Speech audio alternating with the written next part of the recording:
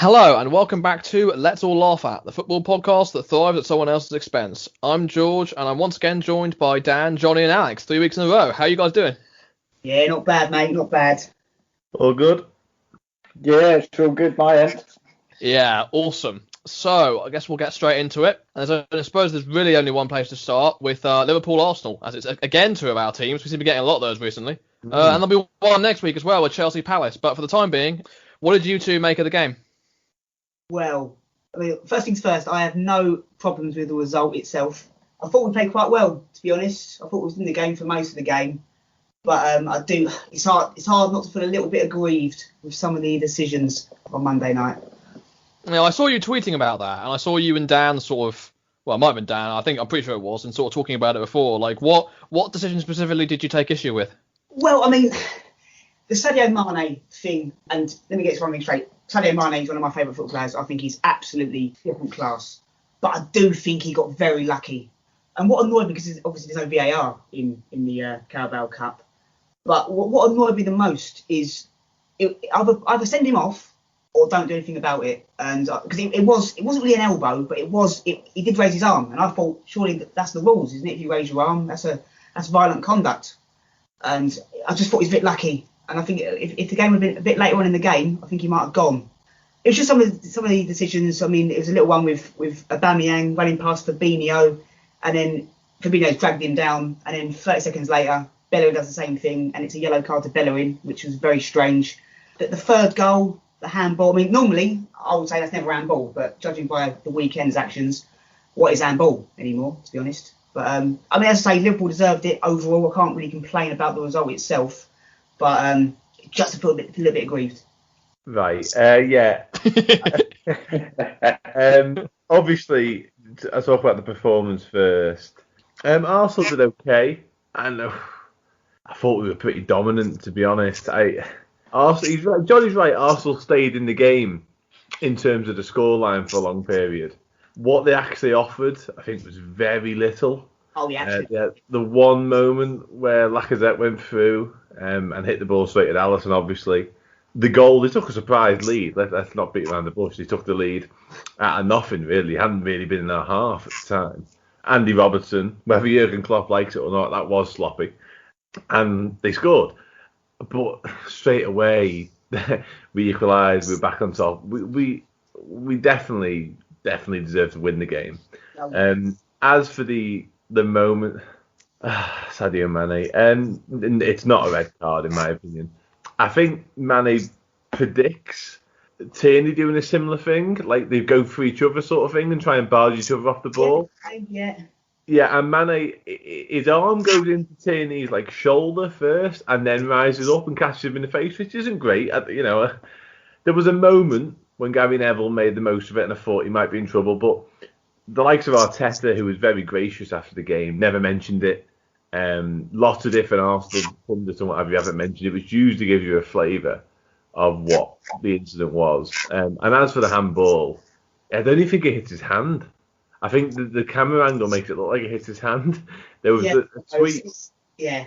There was a tweet I seen with the camera angle situation whereby when people lean on something in the distance, like they're leaning Sarah Pisa, and it looks like he's actually leaning on it. It's one of them sort of things. I don't think it actually touches his hand at any point. And even if it does, it's the most pathetic handball call going. I can't say more, to be honest with you. As I say, any other time I'd say it's never handball, but with the weekends, I'm sure I'm not sure what handball is anymore, to be honest, because I'm sure we'll get into it. But yeah, that rul's a joke. Yeah, but like I say, to summarise, Arsenal did okay in terms of they stayed in the game, but we battered them really. Yeah, I don't like criticising Arteta in the slightest, but I was a little bit surprised the fact he didn't play Gabriel over Holding. That kind of surprised me a little bit because Gabriel's been quite solid since he joined. I know. Yeah. He's Fulham and West Ham, but I was quite surprised because he's quite a physical presence, and I thought we could probably dealt with Mane a little bit better. Defensively, we didn't play particularly badly. We created our own problems. What was the playing out from the back about? Of all the teams to do that against, I'd say we were probably the worst in the league. And David Luiz, he spent, I think he's behind Leno sometimes, kicking the ball out. I don't know what he was doing. At times you were giving it to Tierney on the corner flag. Yeah, it was very bizarre. I mean, there was a couple of things I probably wouldn't have. I would have started Ceballos because I thought, with that through ball to Lacazette, he should have buried it. If he scores that, we're probably not even talking about the Mane incident, to be honest. If he scores that, Ceballos should have started. I would have probably started Saka as well, with his pace, Pepe as well. But I don't want to criticise Arteta because, 3-1 was it was a fair result, I'd say. But I'm not too upset about the result. I thought we stayed in the game for long periods. We didn't offer much, I must admit. But I can't be too upset about it. I mean, if we beat you tomorrow night, I'll be absolutely ecstatic. I'll forget all about it. Yeah, I mean, it's interesting to hear you talk about the game in that sense. And you thought that, well, I say dominated by Liverpool, so to speak.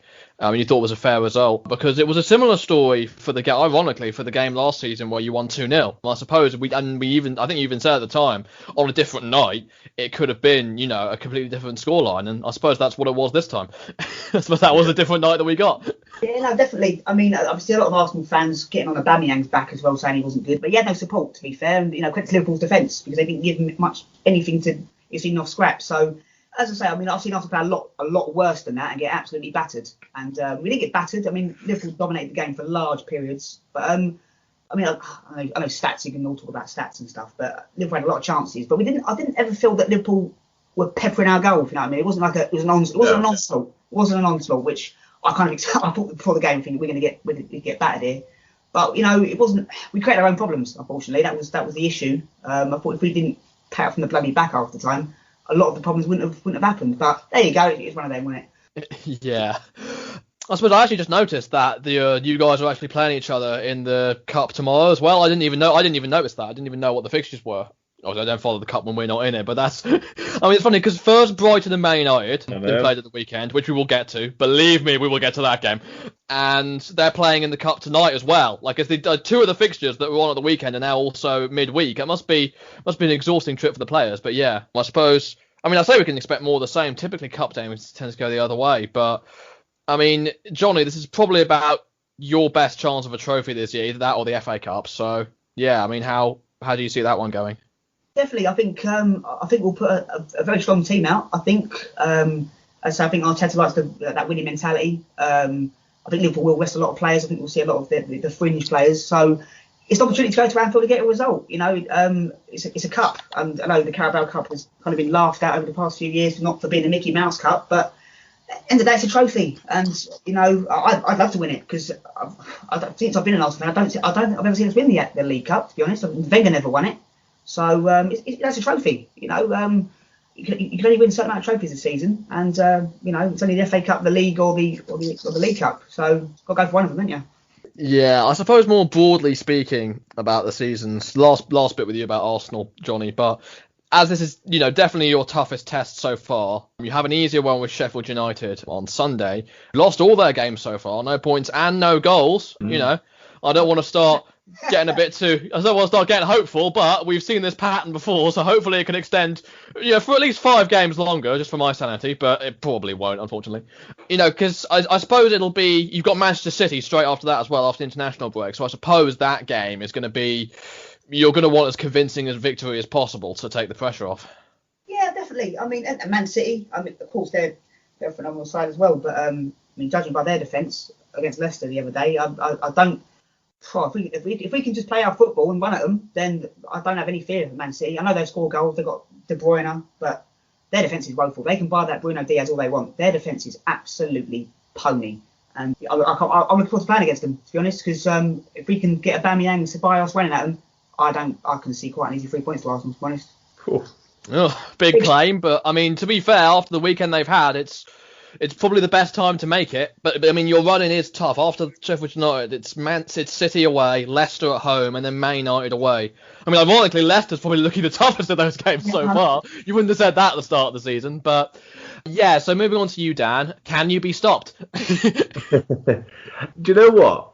Even though I was obviously optimistic for the start of the season, I wasn't as hopeful as the start we've had, if that makes sense. We've looked a lot better than I thought we would, given the way we finished last season and the way other teams have strengthened. I thought it might not be as as convincing. But right now, I'd probably say no, we probably can't to be honest with you. Especially after the other night. I thought we were outstanding against Arsenal. A good Arsenal side who were in a very, as Jurgen Klopp would say, a very good moment. I thought that was a really good performance, as was the week before against Chelsea. And that double signing has really, because as much as Liverpool fans say, oh, we don't need to sign anyone, we're already the best, etc. There was definitely an element of, oh, everyone's improving, we haven't done anything yet apart from the left back. And then all of a sudden signing then two high quality players in the space of like a day. All of a sudden the mood just lifted, even though one of them's obviously out at the moment. No, I think it'd be very difficult to stop us, if I'm honest with you, looking at what's happened so far. But, it's very early yet. Teams have dips, I expected us to have a dip last season, it never came, but it might do this year. Yeah, but at the minute, no, things are obviously good. Yeah. I mean, that's safe to say they're good so far. Given the start we've had as well, it's quite a difficult start with Leeds' first game. Yeah. It would have been buoyed, and then Chelsea away and Arsenal. It was a bit of a litmus test early on. It was difficult, and we've come through it with all 9 points, so yeah, it's hard not to be confident, like I say. Yeah, I mean, Villa away. Villa away, then the derby against Everton away, then Sheffield United and West Ham at home. So definitely an easier run-in, but also some potential banana skins there as well. So I think Villa's tough on the weekend. They started really well. Definitely, yeah. I mean, only played one game less, but still a 100% record so far, Yeah. and they've got some good players. Signed Barkley on loan from Chelsea, which Alex, I'm aware I've been ignoring you all conversation so far, but we haven't really had a slot with these two with their teams. But I suppose now he brought it up. Ross Barkley at Chelsea, at Villa from Chelsea, excuse me, on loan. What do you make of that move as a Chelsea fan? Yeah, there's a lot of people that will have sort of one opinion over the other in terms of they don't necessarily feel Barkley's good enough to be a Chelsea player, or he's not good enough to sort of play perhaps as, to say he plays often would be an exaggeration, but to play as much as he does, I don't think a lot of people agree with it. He's one of those players that you've always sort of thought, why have we spent £30 million on him on the final day of a January transfer window? And yeah, he's never really done what he could do whilst at Everton. So I think it's a good move. I think, it'll obviously give him the game time, because I can imagine it'll be probably him, McGinn and Grealish. But yeah, as a Chelsea fan, to be honest, I don't think he'll be missed that much.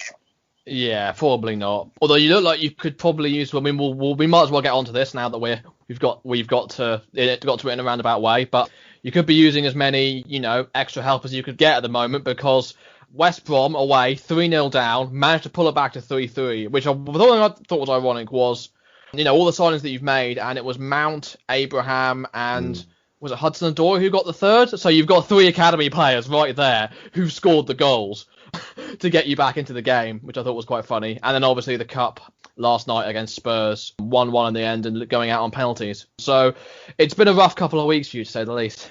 Yeah, it's you have to take the rough with the smooth in terms of hopefully that things will pick up. Going back to the West Brom game, we were victims of our own fault. It was 3 stupid mistakes to begin with. I think Alonso made 2 of them, and he's basically been told he will never. Well, I don't know if he'll never play again, but it's basically in sort of no uncertain terms. It's been like, you are a problem.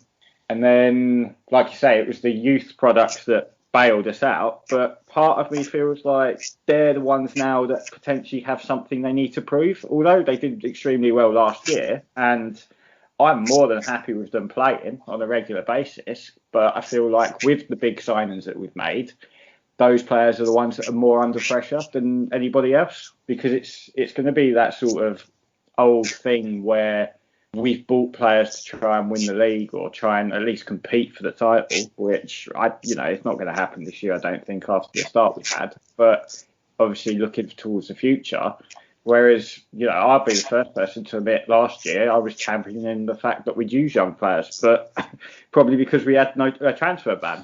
Yeah, I think that's getting clearer to see now that you've gone 2 years without spending and also sold your best player for about 100 million in that time. Yeah, it is what it is, and I'll be the first person to admit, football fans can be a fickle bunch, and I can be one, definitely. Yeah, no, I mean, all you need to do is look at my Twitter feed of any given key word. You can see how fickle I've been. Most notably, Roy Hodgson. You can see how much my opinion has fluctuated of him over even the past year, really. So I'm in no position to judge. But I mean, Dan and Johnny, we talked about. I mean, we've whacked Liverpool over Chelsea and their signings, of course, and we've also talked about how much pressure that puts on Frank Lampard. I suppose, do you feel with the start that they've made and perhaps we'll say inexperience that Lampard has in this sort of situation, do you sort of feel more relaxed about Chelsea with him in charge? It's a very good question, that. I mean, yeah. they will improve, Chelsea. I mean, against West Brom, the first half. I mean, the first half hour, they were an absolute disgrace.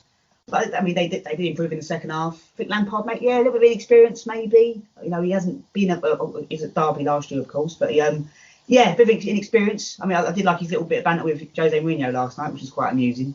But yeah, I think Chelsea, they'll only improve because they've got some fantastic players in that team. But yeah, are they a soft touch at the moment? They could be a little bit. I think they've got too many stars at the moment, but I think they'll be all right in the end.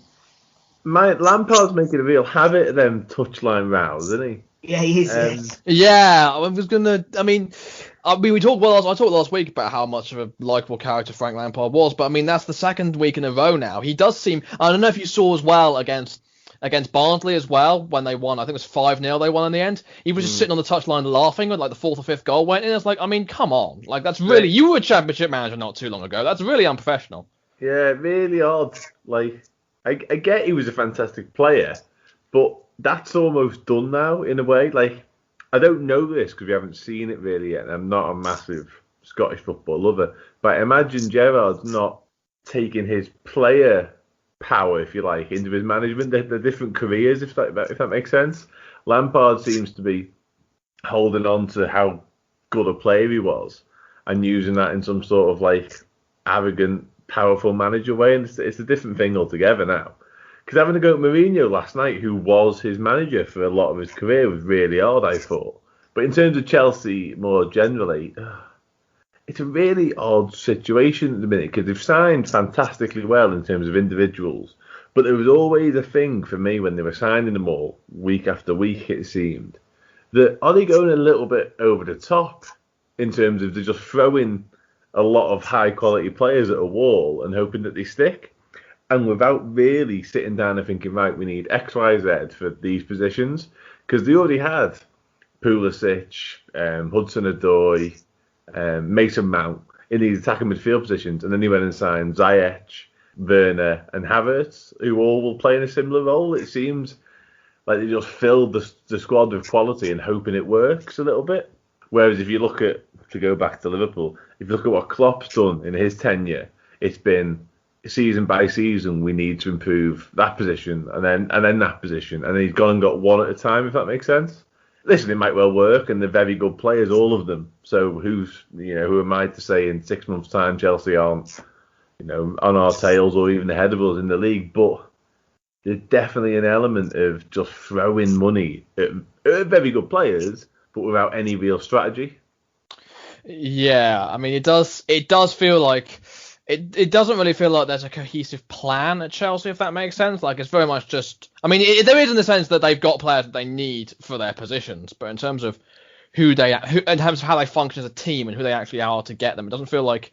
It feels like they've just sort of bought the biggest names they can in a lot of instances. I mean, like Thiago Silva on a free, for instance.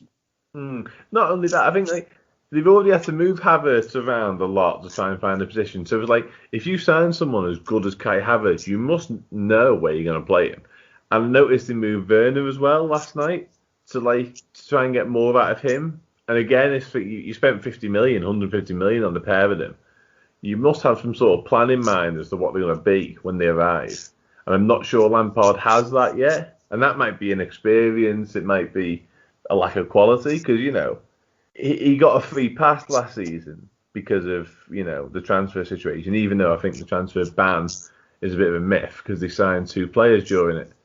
And they got to use youngsters, and it was all very good, and they got 4th, even though they're high-quality youngsters. But yeah, this season, I don't know if he's going to last the season if he carries on. I mean, yeah, I obviously share that sort of same sentiment in terms of Abramovich doesn't hang around when making decisions. I do think he'll get a bit more time because, like you sort of alluded to earlier, he is a Chelsea legend, star. Yeah. But then don't get me wrong, Di Matteo was a legend at one point and he got sacked after winning Champions League. But I think part of the reason with Chelsea and these players playing in so many positions, I don't think Frank knows his best 11. I don't think he's also not had the opportunity to have all of the players on the field in terms of who we've signed. Ziyech still hasn't made his debut. Chilwell's only played a couple of cup games and he's not lasted the full game because I think he's still suffering with this ankle problem he picked up at Leicester. But Chelsea just remind me of this sort of, they turn up when they want to turn up. They don't turn up from the beginning though. There's a sort of a lack of an urgency at times. And whether this is just something that's built into Chelsea's sort of culture and they're like, okay, we can do what we want sort of thing. But, like West Brom's the prime example, or even Brighton. I know we won 3-1, but we didn't deserve to win 3-1. It's the same with West Brom. If we didn't make those mistakes, then maybe we would have coasted through. But the vast majority of people would have expected a 3-point, win. But it took some form of urgency. It's just the fact that throughout 90 minutes, we don't have the urgency, which I think kills us off. Yeah, it's definitely concerning from a Chelsea perspective, but also something you think could potentially pick up, especially if results start going the right way. You get a bit of luck and then all of a sudden the mood lifts and then you can start getting a bit of momentum. Speaking of which, we mentioned it briefly, but playing Palace on the weekend, a nice easy game for you lot. Oh, it's a bit of a bogey side, isn't it? Yeah, we haven't won. I think you've won like the last 4 or something against us. I think actually the last time we beat you was Roy Hodgson's first win, the 2-1 back in 2017. Now I think it was. Yeah, I think that was the last time we won. I think you've won every single one since then. Although there have been some close games, like the last one at Selhurst particularly. I thought that had our game management been a little bit better, then I think your defence was there for the taking. But yeah, I think we've definitely got the players to hit you on the break. I think that's what we will try and do. And I think your defence is there to be got at. But obviously, Batshuayi is ineligible because he's on loan. So we probably won't have as much firepower as we'd like. And also, obviously, Chelsea's attack worries me. As good as defensively as we've been, I think Werner in particular is the sort of player that can catch us out. So I think it'll be a good contest. But I just sort of, like, a bit like United, even though we won that game, I expected them to win and they didn't. But I am expecting Chelsea to probably win as well, although I'm less confident they will win. Or will lose, excuse me. But they probably will, now I've said it.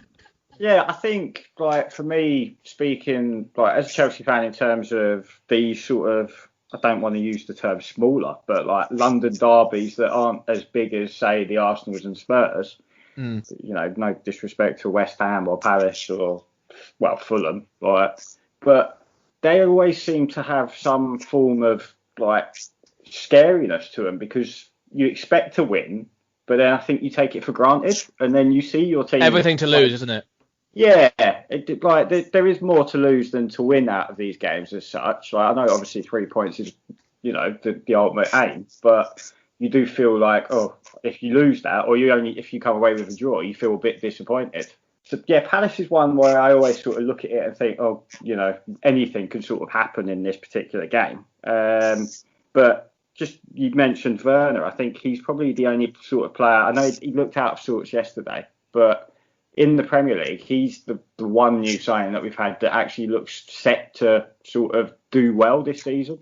He's had a fast start. I think he's won both our penalties. I know we missed ours against Liverpool, but he's getting in the right areas, and then he obviously scored against Spurs last night. So hopefully he just continues. Yeah, I'm looking forward to that game personally. And even if we don't win, even if we lose, we're still on 6 points after 4 games, which is a lot more than I was expecting, certainly. Although it does put more pressure going into the Brighton game. But speaking of Palace and Brighton, I'm sort of going to merge 3 segments in one here because they all really revolve around the same thing. So we've got the Palace-Everton game of ours, which we obviously lost 2-1 to Everton.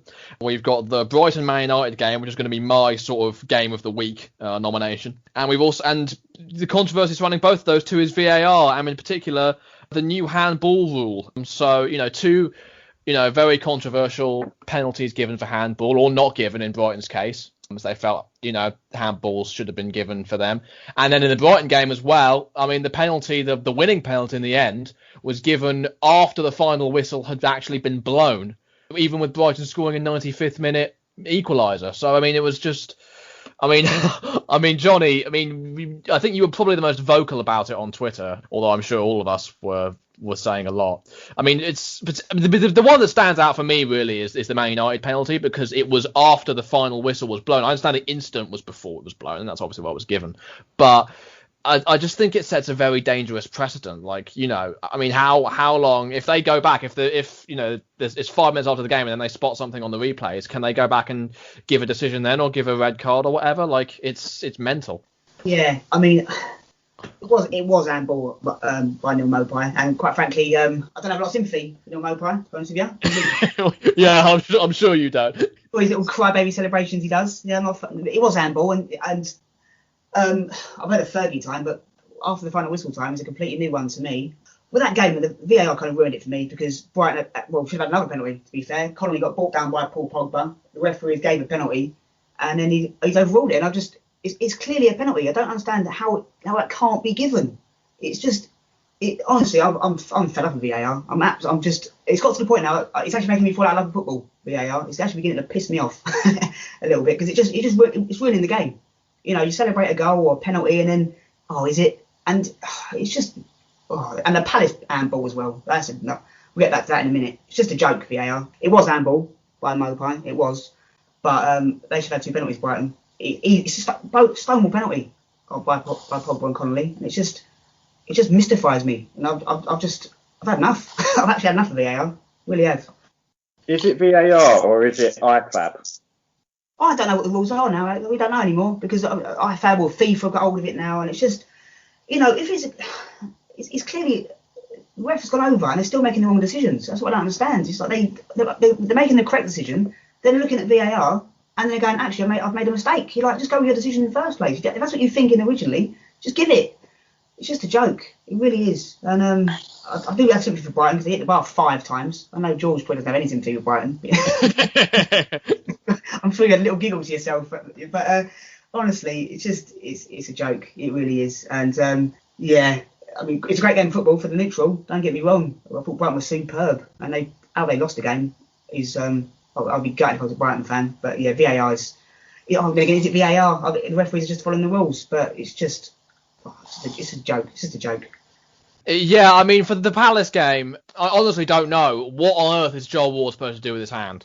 He's just leaving it dragged out behind his arm as he's moving.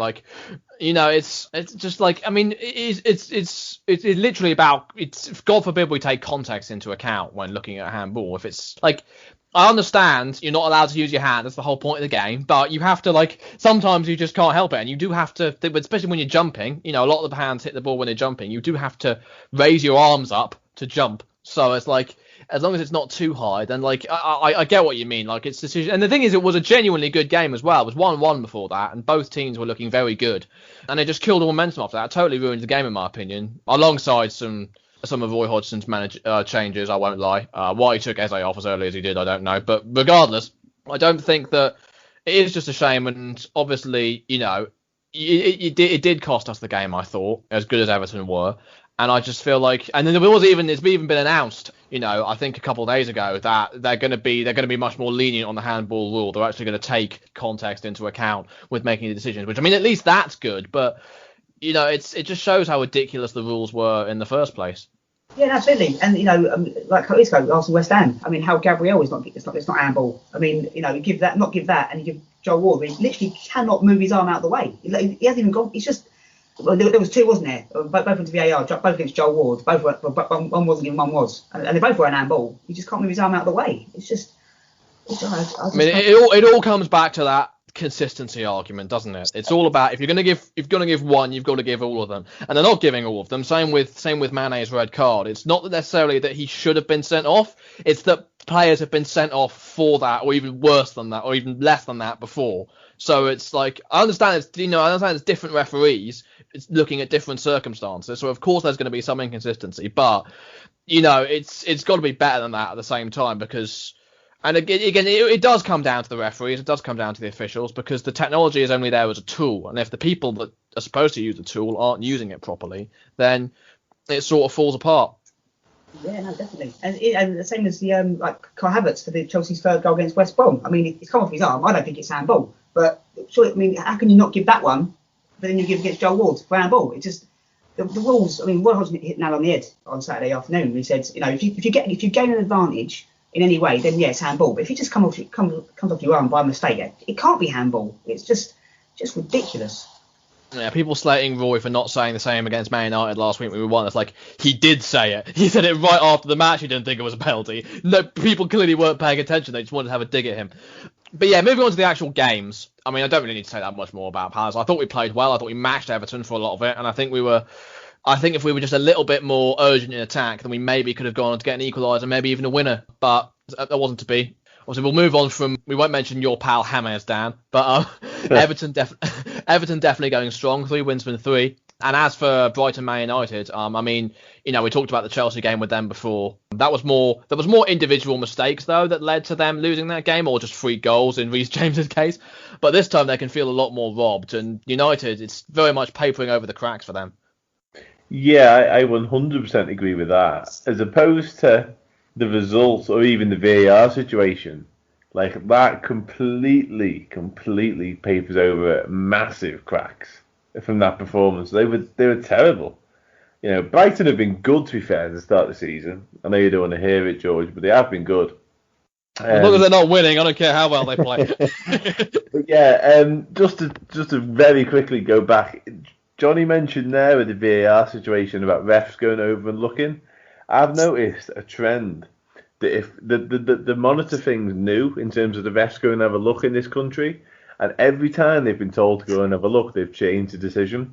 It's almost as if, because the VAR referee is telling them to look at something, they think, I've done something wrong. And they've almost 100% of the time so far, when they've been looked at their own thing, they've reversed it. Yeah. So I think that's a worrying trend.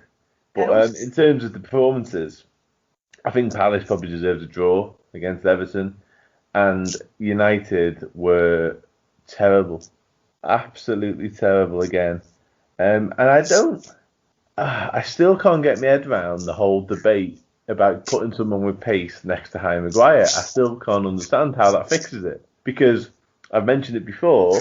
This is Premier League football. They're not just going to keep running at the quick lad and going, oh, he's too quick. They're going to run at Harry Maguire instead, and then you've got the same problem anyway. He can't turn. He's not very quick at turning, so if he gets turned, there's trouble. And Premier League footballers, certainly at the upper echelons of the Premier League, are just going to keep going at him and keep getting him to turn. And there's an issue. They probably need 2 centre-halves if they're going to get where they want to be, not 1. And the VAR, as you said, Dan, they go over and look at the monitor, but they always show the replay in slow motion. If you show it in slow motion, it looks bad. But why don't they see it in real time? And they go, actually, no, it can't be handball. But they always show it in slow motion, so it always looks. Joel Ward, slow motion, it looks like handball. But I mean, the funny thing that you mentioned that, Dan, because Kevin Friend even said he looked at it and he didn't think it was a penalty. Because I was like, well, why'd you give it? You're clearly being pressured by the monitor. He was being told to look at the monitor. He was being pressured by the decision being made by the people. But it's like, sometimes, as much as referees do get it wrong sometimes they don't. Sometimes they do know better. So it's like, I mean, I just think it's mental. And this conversation pretty much sums up football conversations nowadays. As much as we want to talk about the games and the football, it always comes back to the blooming referee decisions. So I suppose that's fitting enough. But we will try and move on. I've already given my game of the day, so we'll go on to you, Alex. Because let's face it, we're spoiled for choice this week, especially in the Premier League. Yeah, I did want to give an honourable mention to a game I saw in Germany. I mean, I didn't really watch it, so I'm going based more on the scoreline. But Bayern Munich got thumped. Yeah, I saw that. By Hoffenheim with Kramaric, the old Leicester player who couldn't hit a barn door, now scoring bags of goals for Hoffenheim. But no, the main game that I was going to choose to try and go away from the obvious was the West Ham Wolves game.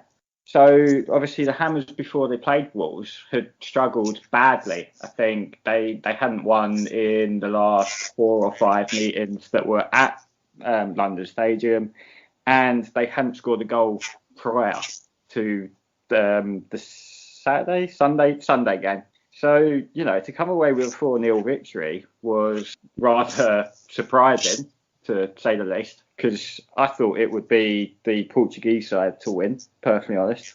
But, yeah, I mean, Jared Bowen got a double. He's starting to sort of look like the player that they bought from Hull for the sort of big money they spent. I can't quite remember how much it was now, but I know it looked quite big at the time. And then the fact that Haller actually got a Premier League goal for the first time in God knows how long. And you could see everyone at the end of the game, or when he scored, the celebrations, everyone was sort of really happy for him to have actually been able to get that goal. Yeah, I was impressed with West Ham on Sunday night. I thought they played superbly. I mean, Wolves, they're a good side, but they were all over the place, weren't they, on Sunday? Yeah, I don't know what it was. Just an off day, or West Ham were playing as potentially as well as they can. There should have been some excitement about them a couple of years ago, but things just never really lifted off. Yeah, West Ham hadn't scored. Fun fact, West Ham hadn't scored a single goal against Wolves in their 4 games since they've been promoted. So, and then they make up for that by scoring 4 in 1. So, there you go. It was a very un-West Ham performance, and a very un-Wolves performance. I'll be honest. I think they've had one of the better windows in the league. All right, they let Doherty go for silly money, in my opinion, but I think they've bought well with that. And I think that they do have a real chance of making top 4, in my opinion, or at least they did before this game. But this is going down. This is going to put, as seeing as you robbed them of their striker for 30 million, it's going to make things a lot harder for them. Yeah, it was definitely a good inclusion for this, because it was such a strange result. One I did not see coming. I think I've mentioned Wolves a few times on here. I'm a big advocate of Wolves. I like them a lot. So much so that West Ham, we all know how poor they've been prior to this. It was really odd.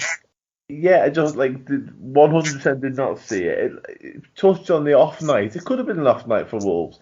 I think it more reflects the strange results we might get at the minute with the strange circumstances in terms of no fans and things along them lines. I think we might get the odd result like this that we just don't see coming. Teams are a bit flat at times potentially. But yeah, no, 100% weird one that. Yeah, considering I think I tipped Wolves for top 4 or top 6 at least early on. So for them to go to West Ham and get hammered is a bit of a, pardon the pun, is a shock. Yeah, I mean, quick nod to Hoffenheim as well. Yeah, I'm just glad to see Bayern lose, to be honest with you. Make it a bit more interesting. They got battered as well. Well, exactly, yeah, and Kramaric, like Alex said, it's just one of those things, like, we say with players all the time, it's just sometimes it just doesn't work out at certain clubs. And for Leicester, to be fair, I don't think they're missing him too much right now, so I'm sure there might be a little gut if they didn't do it for them, but at the same time, they seem to have coped without him as well. Well, Bayern want to sign him now.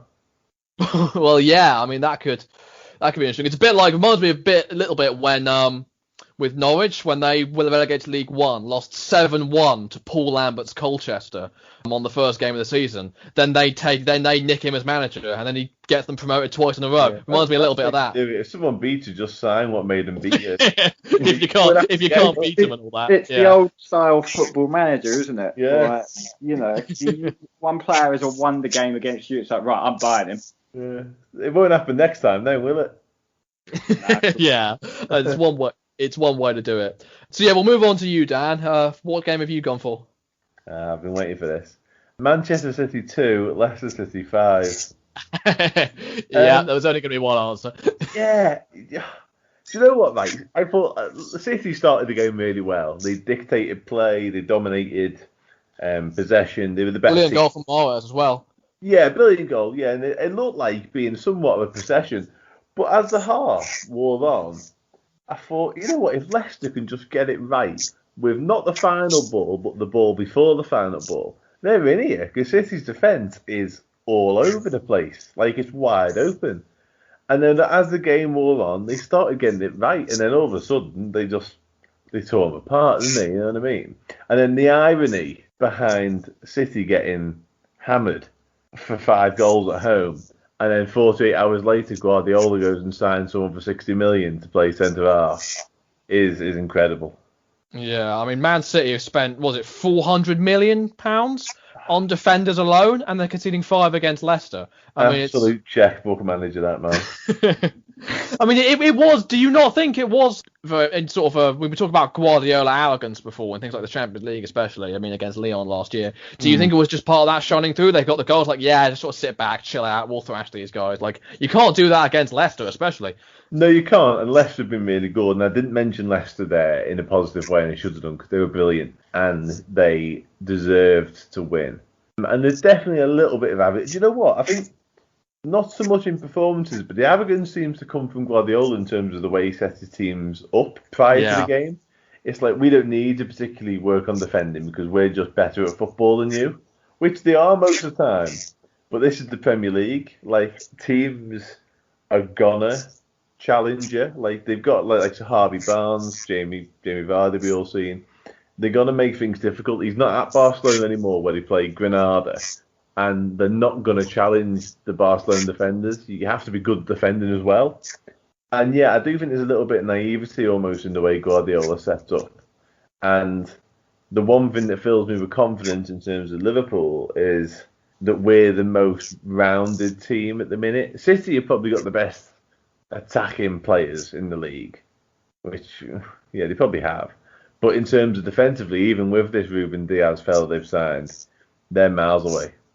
Yeah, I mean, it's in terms of the league, I can't see anyone other than City pushing Liverpool. And if they're going to be like this, then obviously it's good news for yourself. But for us neutrals, it is going to make it a bit of a one-team league, which I'm not hoping for personally, because obviously everyone loves competition, loves making it more interesting. But as for Leicester, I mean, I thought they were going to struggle after with the end they had to last season, but they've picked up where they left off before Christmas, really, before the new year. Yeah, so. And I think the signings they're making as well. Oh, what's the name? Fofana is the one that they're signing from. Fofana, yeah, him. Yeah, from Germany as well. Castagne's been like Castagne. Yeah, we were linked with him last window. I think it was out of our price range in the end, unfortunately, as a replacement for Wan-Bissaka. Yeah, he's done great for them, and I mean he's sort of a replacement for the Chilwell in the sense that Justin's now moved to the other side. It's looked very good there. So they've essentially replaced him with someone on the other side, which is, I mean, that's just they're such a brilliantly run club, Leicester. Honestly, I think they're a model to clubs like Palace. And I'm glad to see we are trying to move in that direction, even if we're nowhere near as far as they are yet. But yeah, John, that just leaves you, Johnny. I've gone for a game. It wasn't the best game of the weekend, but they had a few talking points. And that was Burnley 0, Southampton 1. And there's a few instances in that game. I mean, Gineppo, how he didn't get red carded for the blatant elbow is an absolute mystery to me. I mean, he's gone and Phil Barsby and cut his ear, and how he's not got red carded is an absolute, don't get it. And Chris Wood had a blatant penalty that wasn't given. It's a blatant push in the back. Back to the decisions, straight on. You've got one thing on your mind tonight. You've come here with a mission. You know, I mean, Gineppo, it's a blatant elbow, and I don't understand how the referee hasn't even booked him. He's not even booked him. You know, it's an elbow, and I know you can't jump without your elbow. You're not a penguin, but it's an elbow in the face. And how it's not even a yellow card or even been looked at is a mystery. And the penalty Chris Wood should have had, it's a push in the back. And if it's outside the box, it's a free kick. So why is it any different to a penalty? I don't know. As much as I like Sean Dyche getting the ump, because when he gets the ump, he sounds even more angry than normal. But yeah, I felt sorry for Burnley. To be fair, they had a goal disallowed, didn't they? It wasn't the best game, but it had a lot of talking points. And I'll also mention Spurs, but I'll talk about them later on. Yeah, I think we might have spoiled your segment coming up. But yeah, I mean, we talked about Burnley last week, and I think they probably will be in for another relegation battle. But I do back them to stay up simply because Sean Dyche just always seems to do it with them. I think it's, great manager who I definitely rate, as I'm sure you know. But as for Southampton, big win for them. Clean sheet, probably the most crucial thing after that battering from Spurs last week. So, yeah. Yeah, they needed that win, didn't they? And there were some strange decisions in that. I think I can predict what Johnny's left or laugh at's going to be. But yeah, and they needed that win, like I say, Southampton. I was really surprised how poorly they'd started, to be honest with you. So no surprise to see them win, even if it wasn't the most convincing of performances. Yeah. No, well, we'll move on to that. We'll move on to the Let's All Laugh at. And before we get on to Johnny, I'm just going to get mine out of the way early because it's very obvious. Brighton, I've gone for. I appreciate they played well against Man United, but they did lose 3-2 to a goal after the final whistle had blown, after scoring a 95th minute equaliser as well. They hit the post about 24 times. And Neil Maupay as well, which I'm sure Johnny will join me in this one, shushing an empty empty away end, similar to how they're doing the crying face. I'm thinking of Palace, where he shushed the family stand, and then neither of those games he went on to win. So he's not just a shit house. He's not even a good shit house. He's just, and it's just so funny to watch. As much as, and it makes our win against United look even more impressive as well, that we can actually go there and win, and Brighton can't even do it. It's just little things like that, little things. But yeah, we'll go to you, Johnny, because now it's your turn to laugh at your rivals. No, I mean, it is Spurs. I'm going to laugh at Spurs. I'm actually more going to laugh at Jose Mourinho for what he said in his pre-match interview, something about VAR and referees don't like teams with no history. It made me laugh. Yeah. But basically, just saying Spurs have got no history. And it was just like, yeah, it's really bang on there, Jose. Yeah, it's what a strange thing to say. I mean, what way to endear yourself to fans? Yeah, we're a team with no history. Yeah, it made me laugh. And of course, Eric Dyer's handball, which was never handball. As much as I found it very amusing, it wasn't handball. But it's Spurs, so who cares? It's Stonewall penalty, if you ask me. Yep. So hopefully you guys have done a bit more, well, we'll say more unpredictable. But we'll start with you, Alex. What have you gone for? Yeah, I mean, I find quite a few, whether it's just me I find a lot of things funny and, don't really care too much. But I've got a few. More the merrier. I mean, one was Mourinho and his goalposts. It's more funny that the fact that it actually happened than him complaining about it, because you'd be in any right mind to complain about it, but it was just ridiculous. Because I think there was also a passing comment about Man United and Ole Gunnar Solskjaer about needing a 22-yard box, not an 18-yard box. But another one that sort of I enjoyed was the Roy Keane and Jurgen Klopp. I don't know if you saw it, but on Monday night, Jurgen Klopp basically shut down Roy Keane. One of the few men who can get away with saying that. Yeah, it just came across like, fair play for someone actually sort of sticking up against a pundit, because these pundits can sometimes feel as if they're not necessarily untouchable, but like, Patrice Evra obviously found out the other week, but like, some of them feel like they can say whatever they want. It's a case of, say what you really mean, but don't feel like there's any sort of repercussion. So I was quite, I might not like Liverpool, but I like Jurgen Klopp, and the way he comes across is brilliant, because he was like, oh yeah, I'll definitely listen to the whole thing, So that made me tickle. But there was two that I saw today. I mean, a Sky Sports reporter said that Osama Bin was basically going to Man United when he meant Dembele. So I can't imagine Man United signing Osama Bin Laden anytime soon. Yeah. For obvious reasons. But also the Newcastle-Newport game that happened earlier, John Joe Shelby. Yeah. So you mentioned Malpe doing his celebrations. So Shelby decided to cup his ear and shush the empty Newport stand, which, I'm not being funny, it's a League Two club. The fact that there's no fans obviously in attendance at the minute, but you're doing it at a League Two club in the 87th minute when you should have probably comfortably won that game. It's just laughable, really. Yeah. Well, on the Newport, it's funny you mentioned Shelby. I mean, you've got a former England international there playing against Newport. Their midfielder, Twine, who bossed him in the midfield. He was on loan at Chippenham Town last season, and now he's playing against former England international John Joe Shelby, and he's showing it up. I mean, yes, Newcastle won on penalties in the end, but come on. I mean, it's very much scraping it there. Mm-hmm. But yeah, I mean, there's a lot in there. I think there's a lot in there, for sure. And I've got them all already. I mean, there's a number of inappropriate jokes I can make about the Osama bin Laden one, but I won't, because I don't want to get pulled from YouTube or Spotify. So I'm going to leave. What the obvious reasons are why United won't sign him? I'm intrigued by them. That he's no longer in existence. Yeah, that's a good one. Yeah, that's a good start. Yeah. I don't know if he'll terrorise the Premier League. Oh dear. Oh. Yeah. You can edit that one out. Yeah, we could probably get away with that one if for taste, if not quality. But as for the Roy Keane and Jurgen Klopp one, I'm interested to get your thoughts on that, Dan, because given Roy Keane's playing career, I'm sure that was one the exchange you enjoyed immensely. Yeah, I loved it. Roy Keane pure went into his shell. He didn't like it at all. It's an interesting point from Alex as well, because I don't think the pundits know that the managers could hear anything they're saying at that time. I think he made it like as a bit of a throwaway comment, thinking, no one he won't hear it, and by the time anyone does, it'll be too late.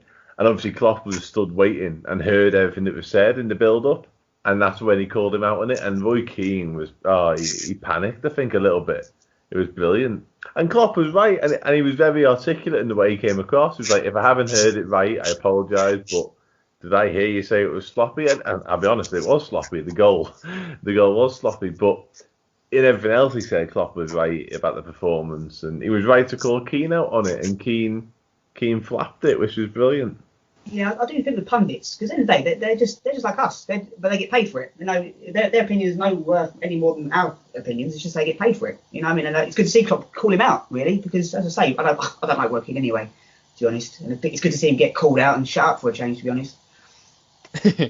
Yeah. Okay. Well, that just leaves you then, Dan. I'm interested to see what you've picked. Well, I've already had Man City as like a more generalisation, so I'm going to be a bit more specific. Benfica manager, I'm going to say it's Jorge Jesus, has said, so they've obviously sold Ruben Diaz to Man City, and the Benfica manager has said that he's left a bigger club, they're only smaller financially, and I love that because he's so right. Like, of course you love that.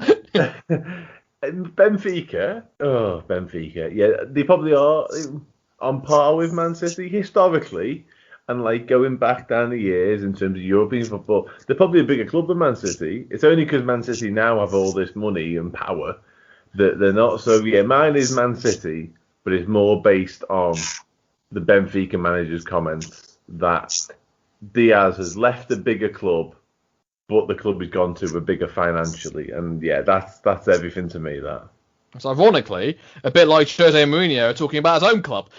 Yeah, and I you know what, as we know on here, I don't like Mourinho, but I really liked what he said to Lampard last night.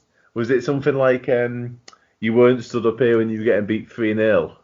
Yeah, so I didn't hear it myself, but I think it was something like that. Yeah, I love that comment, and I don't like Mourinho at all, as we know, but that's a very funny thing to say. Yeah, well, I've said before on the show that I think Mourinho can be a class act when he wants to be. I think that was one of those instances. But I mean, I'm with you. I mean, there's so many Palace fans, particularly on social media, clamoring for Jose to be Palace manager one day, purely because he's said great stuff about our fans before. To be fair to him, and obviously the caliber, we've never had anyone of that caliber before, apart from I guess Frank de Boer. But I mean, I'm not sure you could call him at the same. Even with Mourinho's collapse now, I'm not even sure you could ever say they were in the same league, especially not now. Watch him go and win the Euros with Holland now. But there you go. But yeah, no, not me personally. I just think his style of management as well. He's an awful man manager. I feel like with most players anyway. No, exactly. Dele Alli, and you can probably name tons of players down the line. Luke Shaw as well, and at Man United. And I feel like we as a Palace as a squad are players that thrive. Sort of, managers putting their arms around them and, being mentors in that sense. And that's why the players didn't take so well to Frank de Boer, because he was a self-centered prick who wanted to play as total football. That's not what the players want. They want someone who's actually going to, they want someone who they can respect and look up to. And it's all about that sort of, the dressing room is very important at Palace, I feel like. We've got one of the best in the league, in my opinion. And I feel like the manager is a big part of that. And I just don't think Mourinho would fit that, even if he would maybe have a couple of years and might even get a trophy, which to be fair, I'd love it if he could get a trophy. I'd thank him for that, but I definitely don't think it would end well with us. And no, potentially really. No, exactly, and I think the mess that he'd leave behind would potentially be too big to sweep up. I mean, look at Man United right now. I mean, it's not that necessarily he left it behind. I mean, obviously they've had board troubles as well, but he certainly didn't help things at all.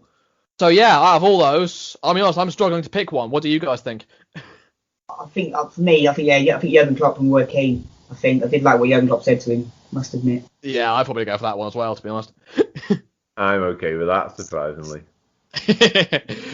Yeah, well, there you go then. Yeah, it's like you said, it's the clash of Liverpool and Man United. It's the way that someone actually put Roy Keane in his place, and it's like, it is the pundits as well, because I get what you mean. Like, sometimes pundit. I mean, there is genuinely good punditry out there. I mean, Gary Neville. I remember Gary Neville a couple of years ago after United lost to Everton 4-0. I thought that was a really good. I think he really laid into them there, and it was deserved and things like that. But sometimes you have people doing stuff like that for the clicks, clearly, and for the views. And I'm not sure. To be fair, Roy Keane, I don't think he's the sort of person that does that just for the views. I mean, I think he's just a dick to everyone.